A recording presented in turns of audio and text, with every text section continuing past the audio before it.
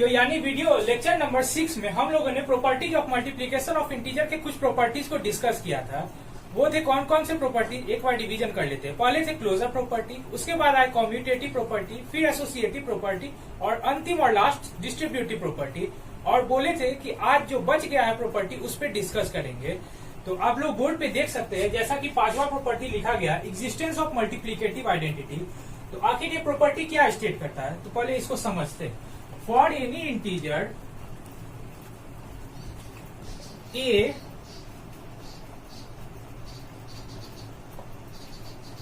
we have 1 into a is equal to a into 1 is equal to a। यानी कि ये property state करता है कोई भी इंटीजर आपका हो a, अगर उसमें आप 1 से मल्टीप्लाई कीजिए तब, या उस जो इंटीजर को माने a उससे 1 मल्टीप्लाई कीजिए तब, रिजल्ट आपका हमेशा वही इंटीजर रहता है जिसको हम लोग लिए थे। यही चीज बोलता है एग्जिस्टेंस ऑफ मल्टीप्लिकेटिव आइडेंटिटी। क्या बोला कि आप 1 से उस नंबर को मल्टीप्लाई कीजिए तब, या उस नंबर को 1 से मल्टीप्लाई कीजिए तब, रिजल्ट हमारा वही नंबर रहेगा जिस नंबर को हम लोग लिए थे। ये था आपका पांचवा प्रॉपर्टी। तो अगले प्रॉपर्टी से पहले हम लोग कुछ एग्जांपल्स इस प्रॉपर्टी के देख लेते हैं। जैसे अगर मान लेते ए का वैल्यू अगर हम लोग लेते हैं, मान लेते 5, तो 1 को 5 से मल्टीप्लाई करे तब, या 5 को 1 से मल्टीप्लाई करे तब हमारा रिजल्ट क्या रहेगा, हमारा रिजल्ट 5 ही रहेगा। उसी तरह अगर ए कहीं निगेटिव हो तो ए को अगर, चलिए ठीक है, ए को निगेटिव भी मान लेते, ए को अगर -2 मान लिए तो 1 से आप -2 मल्टीप्लाई कीजिए तब, या -2 को आप 1 से मल्टीप्लाई कीजिए तब, रिजल्ट हमारा -2 ही रहेगा, क्योंकि ये odd number of time minus sign repeat हो रहा है, इसलिए रिजल्ट भी निगेटिव है। सर अगर ए 0 हो जाए तो ए 0 हो जाए तो भी ऐसो ए का वैल्यू ए ही रहा। कैसे, तो 0 into 1 करे तो, या 1 into 0 करे तो हमेशा 0 ही होगा, क्योंकि 0 में किसी भी नंबर से मल्टीप्लाई होगा तो रिजल्ट क्या होगा, हमारा 0 ही होगा। तो ए का वैल्यू चाहे पॉजिटिव हो तब, या निगेटिव हो तब, या 0 हो तब, हमारा ए का वैल्यू ऐसा ए ही रहेगा जब ए को हम 1 से मल्टीप्लाई करें तब, या 1 को ए से मल्टीप्लाई करें तब। अब हम लोग आएंगे अपने 6th प्रॉपर्टी, जिसका नाम है एग्जिस्टेंस ऑफ मल्टीप्लिकेटिव इनवर्स, उसकी ओर। जैसा कि आप सब देख सकते हैं बोर्ड पे 6th प्रॉपर्टी, जिसका नाम है एग्जिस्टेंस ऑफ मल्टीप्लिकेटिव इनवर्स, ये लिखा हुआ है। तो आखिर इस प्रॉपर्टी में क्या बोला जाता है, इस प्रॉपर्टी में बोला जाता है for every non zero integer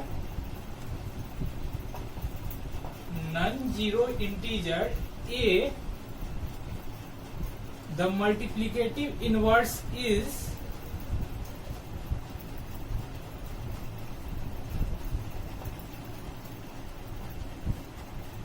1/a।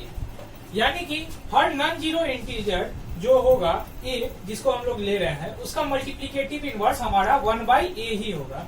Example के रूप में जैसे अगर हम मान लेते हैं 6, a का वैल्यू हम लोग ले रहे हैं 6, तो यहाँ पर इसका मल्टीप्लिकेटिव इनवर्स क्या हो जाएगा, मल्टीप्लिकेटिव इनवर्स a का 6 के जगह पे 1/a हो जाएगा, सिर्फ 1/a, तो 1/6 हो गया। अगर ये सर निगेटिव हो जाए तो ठीक है, निगेटिव भी देख लेते हैं एक चीज।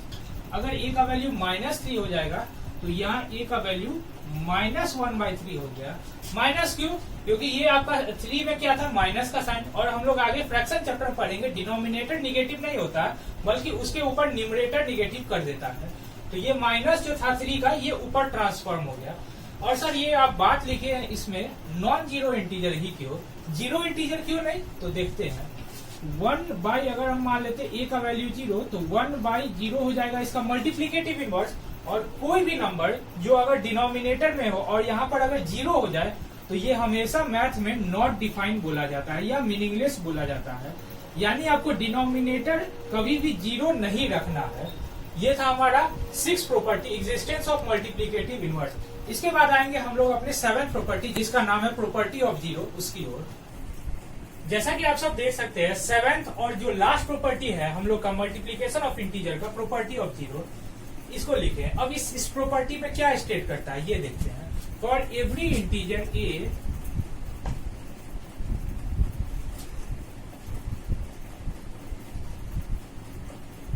We have 0 into a is equal to a into 0 is equal to 0। यानी कि ये प्रॉपर्टी स्टेट करता है कोई भी इंटीजर अगर हम a मानते हैं तो उसको अगर आप 0 से मल्टीप्लाई कीजिए तब, या अगर 0 को उससे मल्टीप्लाई कीजिए तब रिजल्ट हमारा क्या होगा, 0 ही रहेगा। क्या बोले कि 0 से आप इंटीजर मल्टीप्लाई कीजिए तब, या इंटीजर को 0 से मल्टीप्लाई कीजिए तब ये 0 ही रहेगा। यहाँ पे ये रिस्ट्रिक्शन नहीं है कि ए का वैल्यू नॉन 0 होना चाहिए। ए का हम लोग कोई भी वैल्यू ले सकते हैं, चाहे वो पॉजिटिव हो, नेगेटिव हो या 0 हो। ये था हमारा लास्ट प्रॉपर्टी ऑफ मल्टीप्लीकेशन। अब बस एक दो एग्जांपल इसका देख लिए, उसके बाद हम लोग आएंगे डिवीजन ऑफ इंटीजर्स की ओर। ए का वैल्यू अगर हम लोग मान लेते हैं 5, तो यहाँ पर हो जाएगा 0 × 5 = 0। ठीक है, उसके बाद अगर ए अगर पॉजिटिव है तो अब ए को निगेटिव लेके देखते हैं, तो 0 × -6, ये भी रिजल्ट हमारा 0 ही देगा। और ए का वैल्यू अगर 0 ले लेते हैं तो 0 × 0, ये तो 0 ही होगा। तो ये हो गया हमारा मल्टीप्लीकेशन ऑफ इंटीजर्स के सारे प्रॉपर्टी खत्म। अब हम लोग आएंगे अपने नेक्स्ट टॉपिक की ओर, जिसका नाम है डिवीजन ऑफ इंटीजर्स। आप सब देख सकते हैं बोर्ड पे टॉपिक लिखा गया है डिवीजन ऑफ इंटीजर। तो आइए इसको परफॉर्म करके देखते हैं कि ऐसे इसको सॉल्व कैसे किया जाता है। जैसे यहाँ पे दिया गया 30 / 5, ये तो हम लोग बचपन से ही पढ़ते आ रहे हैं। 30 को 5 से डिवाइड करना है, तो ठीक है 30 को हम लोग 5 से डिवाइड कर लेते हैं। 30 को 5 से डिवाइड करने पे रिजल्ट ऑब्टेन होता है 6। प्रॉब्लम कहाँ से स्टार्ट होता है, प्रॉब्लम यहाँ से स्टार्ट होता है जब ये एक निगेटिव आ जाते हैं तब। अब यहाँ से हम लोग क्या करें, तो जब भी हम लोग बोल चुके हैं ऑड टाइम्स और इवन टाइम्स का यूज करने के लिए, जब भी हो ऐसा तो ऑड और इवन टाइम्स का यूज कीजिए जब मल्टीप्लीकेशन और डिवीजन का केस आए तब। यहाँ पर देखिए कितने बार आया माइनस का साइन, माइनस का साइन एक बार आया। एक बार आने का मतलब है ऑड टाइम्स। जब भी ऑड टाइम्स होता था तो हम लोग का मल्टीप्लीकेशन में रिजल्ट होता था क्या, निगेटिव। तो यहाँ भी हमारा रिजल्ट क्या होगा, निगेटिव ही होगा। तो हम लोग क्या करना है, सबसे पहले आप इस माइनस साइन को इग्नोर कर दीजिए। माइनस साइन इग्नोर कर दिए। अब यहाँ क्या बचा 24/6। 24/6 करने पे रिजल्ट क्या होता है हमारा 4 लिख दिए, लेकिन ये 4 एक्चुअल रिजल्ट नहीं है। अब यहाँ हम लोग देखेंगे कि माइनस का साइन कितने बार आया, ऑड टाइम या इवन टाइम। तो यहाँ एक बार आया, एक बार का मतलब है ऑड टाइम्स। जब भी ऑड टाइम माइनस का साइन आएगा हमारा रिजल्ट भी क्या होगा, निगेटिव होगा। तो यहाँ -4 हो गया, ये हुआ एक्चुअल रिजल्ट। अब आएंगे इसकी ओर। यहाँ पर क्या दिया गया है, -40 / -8। तो इसका एक तरीका ये भी है कि आप पहले माइनस और माइनस साइन को काट लीजिए। कैसे कट गया सर ये माइनस का साइन, माइनस का साइन इसलिए कटा, अगर हम चाहे तो इसको ये भी तो लिख सकते थे 40 × -1 और 8 × -1, ये और ये तो कैंसल भी हो सकता था, इसलिए ये माइनस का साइन को काट दिए। अगर आपको माइनस के साइन को नहीं काटना और डायरेक्ट डिवाइड करके देखना है तो ठीक है, उसी को ऐसे हम लोग डिवाइड करके देखते हैं। सबसे पहले डिवाइड के लिए क्या होगा नियम, कि आपको माइनस साइन को इग्नोर करके देखना है। इग्नोर करिए, चलिए माइनस साइन को इग्नोर करते हैं। तो यहाँ क्या लिखा है, -40 / -8। माइनस साइन इग्नोर कर दीजिए। यहाँ क्या लिखा हुआ है, अगर माइनस साइन इग्नोर करते हैं तो यहाँ 40 लिखा हुआ है, और अगर यहाँ वाले माइनस साइन को इग्नोर करते हैं तो 8 लिखा हुआ है। तो 40 को 8 से डिवाइड करने पे हमारा रिजल्ट क्या होता है 5। लेकिन ये एक्चुअल है कि नहीं, ये चेक करने के लिए हम लोग देखेंगे कि माइनस का साइन कितनी बार रिपीट हुआ है इस पूरे डिवीजन के प्रॉब्लम में। तो यहाँ माइनस का साइन एक बार ये 40 के पहले और दूसरी बार 8 के पहले, तो दो बार का मतलब है इवन टाइम। और हम लोग मल्टीप्लीकेशन में भी देख चुके हैं, जब भी इवन टाइम होता है माइनस का साइन रिपीट, तो हमारा रिजल्ट पॉजिटिव होता है। तो यहाँ भी हमारा पॉजिटिव ही रिजल्ट होगा, इसलिए ये 5 सही रिजल्ट है। चलिए इसको इस बार देख लेते हैं, एक माइनस एक प्लस के हिसाब से। तो अगर यहाँ -26 और डिवाइडेड ये है, यहाँ कितनी बार हुआ माइनस का साइन, एक बार आया है। एक बार का मतलब है ऑड टाइम्स, ऑड टाइम्स है तो रिजल्ट हमारा निगेटिव होगा। तो यहाँ माइनस का साइन। अब इस माइनस को भूल जाते हैं। माइनस को भूलने के बाद यहाँ पर देखते हैं 26 और ये 13 हो जाता है, क्योंकि ये माइनस को हम लोग इग्नोर करके चल रहा है। 26/13 करते तो रिजल्ट हमारा क्या होता है 2 होता है। तो अभी तक हम लोगों ने डिवीजन ऑफ इंटीजर्स देखा अर्थमेटिक मेथड से।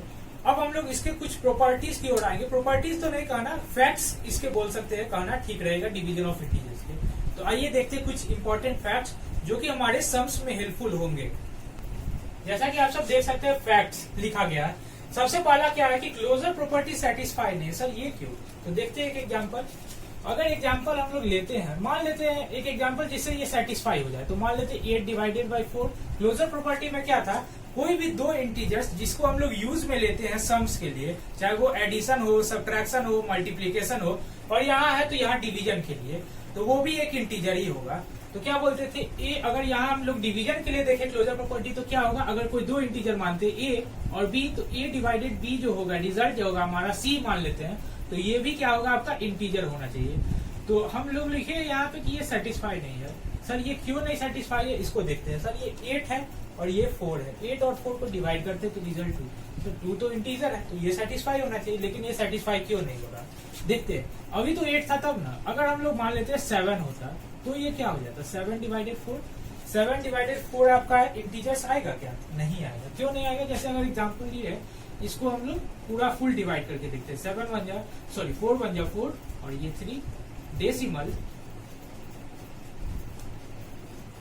फिर यहाँ 5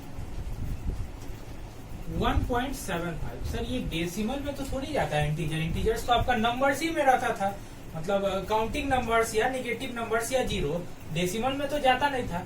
तो इसीलिए यहाँ पर ये क्लोजर प्रॉपर्टी लिखा गया कि सेटिस्फाई नहीं करता है।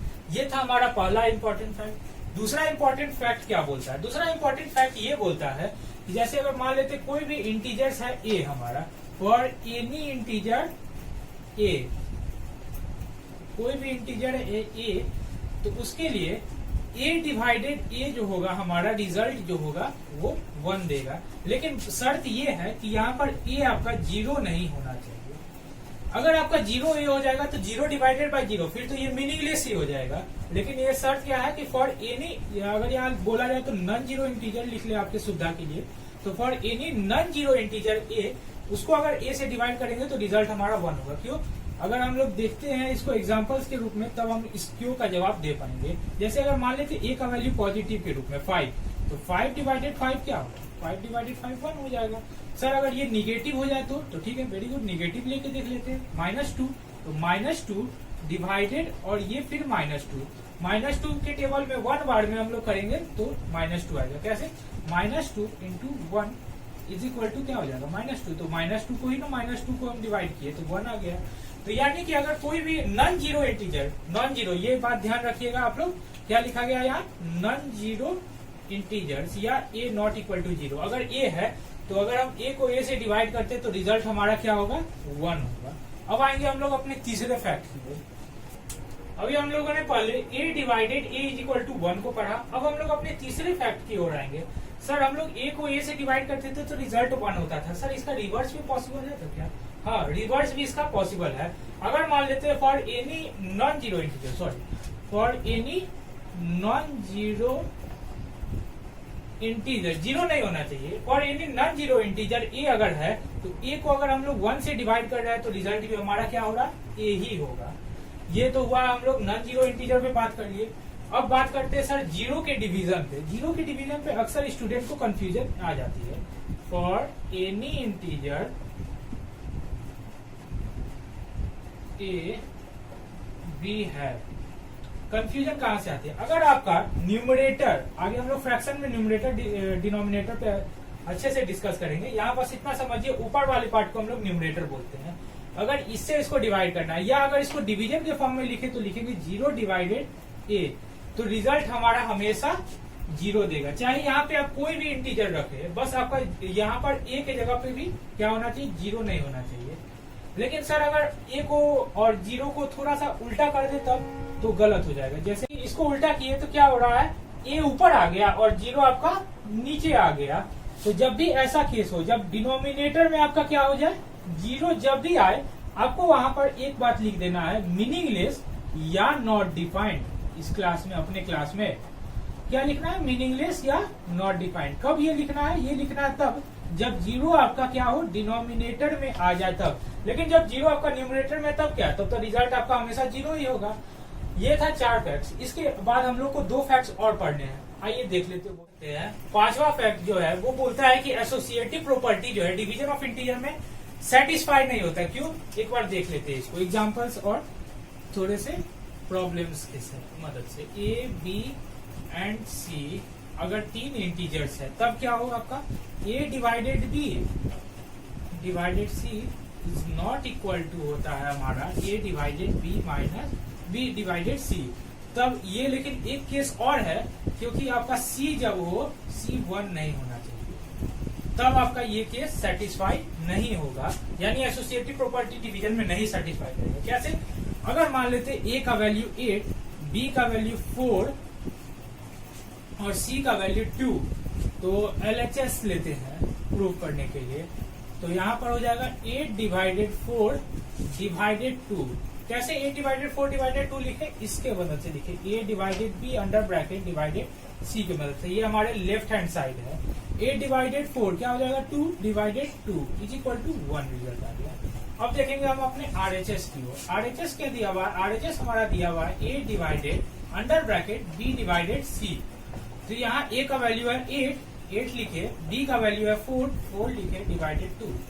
तो यहाँ हो जाएगा 8 डिवाइडेड 4 डिवाइडेड 2 हो रहा है 2, और 8 में से 2 डिवाइड कर रहे हैं तो 4। तो देख सकते हैं आप लोग LHS जो है हमारा RHS के बराबर नहीं आया, तो इस हिसाब से ये प्रॉपर्टी सेटिस्फाई नहीं किया।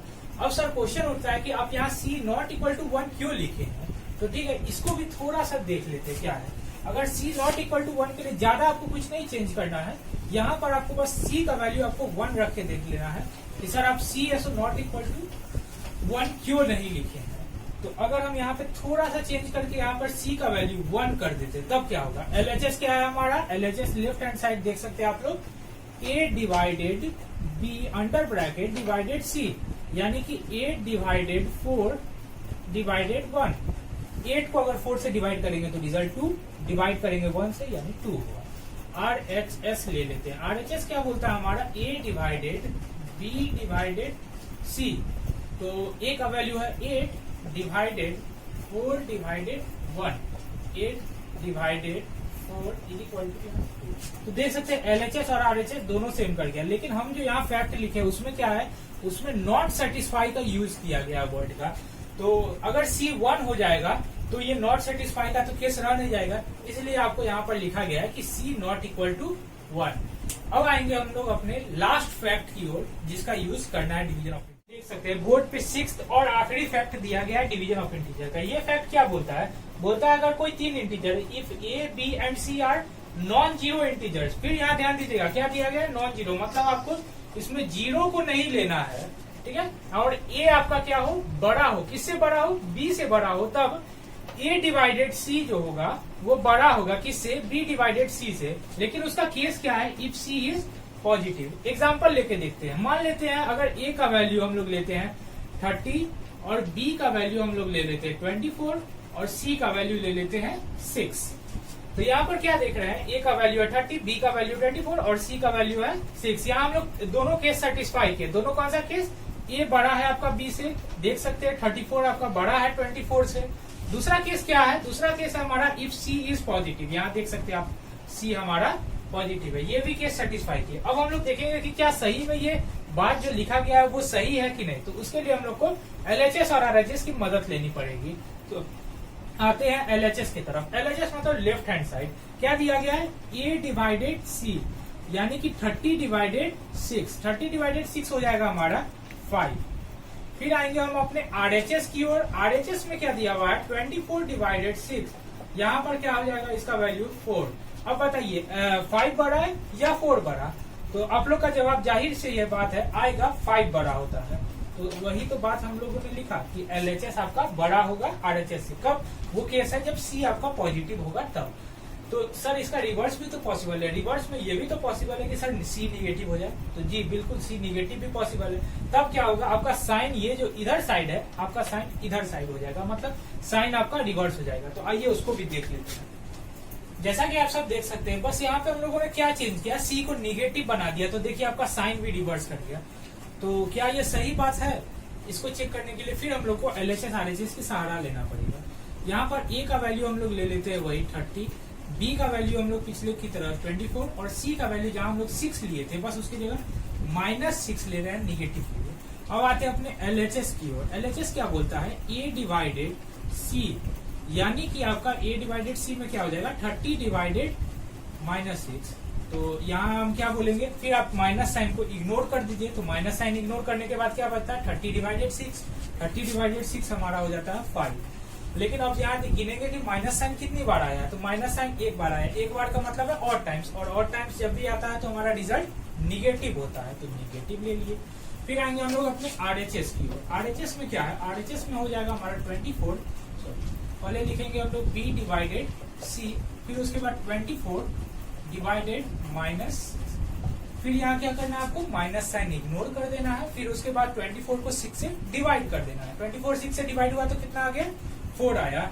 अब यहाँ काउंट करेंगे माइनस की साइन कितनी बार आई है, तो सिर्फ एक बार आई है, यानी कि ऑड टाइम्स, तो रिजल्ट भी हमारा निगेटिव होगा। अब क्वेश्चन उठ रहा है कि सर -5 बढ़ा कि -4 बढ़ा, तो हम लोग अपनी पिछली लेक्चर में कवर कर चुके हैं कि जो निगेटिव होता है वो पॉजिटिव से ठीक उल्टा चलता है, यानी निगेटिव में जो जितना बड़ा होता है वो उतना छोटा होता है।